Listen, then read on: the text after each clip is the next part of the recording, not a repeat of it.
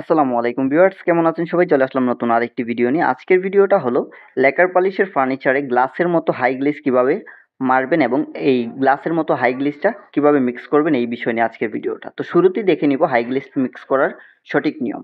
তো সর্বপ্রথমে নিতে হবে হাই গ্লেজ। হাই গ্লেজের পরিমাণ 1 লিটার।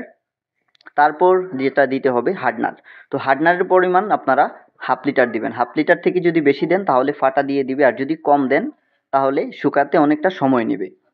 তো 1 লিটার হাই গ্লেজের সাথে হাফ লিটার হার্ডনার, তার সাথে 1 লিটার 446 থিনার দেওয়ার পর আপনারা ভালো করে নাড়াচাড়া দিয়ে মিক্স করে নেবেন। মিক্স করে নেওয়ার পর যখন আপনারা ওই হাই গ্লেজটা মারবেন তখন অবশ্যই সুতি তেনা দিয়ে ছেঁকে তারপর আপনারা গানের মধ্যে নিয়ে মারবেন। আর আরেকটা জিনিস, অবশ্যই আপনারা যেই ফার্নিচারের মধ্যে হাই গ্লেজটা মারতে যাবেন ওই ফার্নিচারটাকেও ভালো করে সুতি তেনা দিয়ে পরিষ্কার করে নেবেন।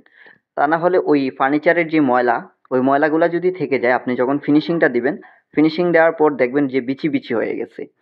তো আপনি যদি আমার চ্যানেলের নতুন দর্শক হয়ে থাকেন অবশ্যই আমার চ্যানেলটিকে সাবস্ক্রাইব করে পাশে থাকা বেল আইকনটি প্রেস করে দিবেন এবং নোটিফিকেশনটি অল করে রাখবেন যাতে আপনি আমার প্রত্যেকটা নতুন ভিডিওর নোটিফিকেশন সবার আগে পেয়ে যান এবং নতুন ভিডিও সবার আগে আপনারা দেখতে পারেন।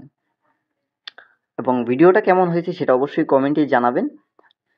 ভিডিওটা বেশি বেশি করে শেয়ার করে দিবেন, লাইক কমেন্ট করতে ভুলবেন না।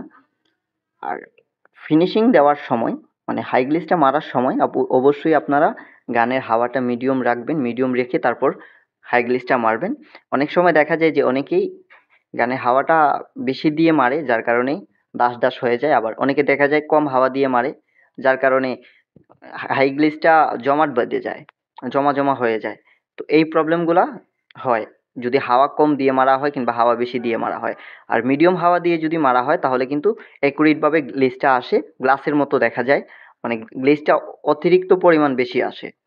তো অনেকেই চায় যে আমার ফার্নিচারটা গ্লাসের মতো হয়ে যাক, আমার ফার্নিচারের গ্লেজটা যাতে গ্লাসের মতো আসে, সবার থেকে যাতে আলাদা থাকে। তো যারা এই ধরনের কাজটা করতে চান তাদের জন্যই আমার আজকের এই ভিডিওটা। তো ভিডিওটা সবাই বেশি বেশি করে শেয়ার করবেন, কারণ আপনার একটা শেয়ারে আরও 10 জন দেখতে পারবে, শিখতে পারবে। আমি চাই আপনারা আমার ভিডিওগুলা দেখে কিছু পরিমাণ হলেও শিখেন, বুঝেন। আর আমি আপনাদেরকে ভালোবাসি বিধায় আমি আপনাদের জন্য এই ভিডিওগুলো আপলোড করে থাকি এবং এই ভিডিওগুলো আমি সবসময় আপলোড করার চেষ্টা করি। আর আপনারা অবশ্যই কমেন্টে জানাবেন আপনারা কোন ধরনের ভিডিও দেখতে চান কিংবা আমি আপনাদের জন্য কোন ধরনের ভিডিও আপলোড করলে আপনাদের ভালো হবে, উপকার হবে।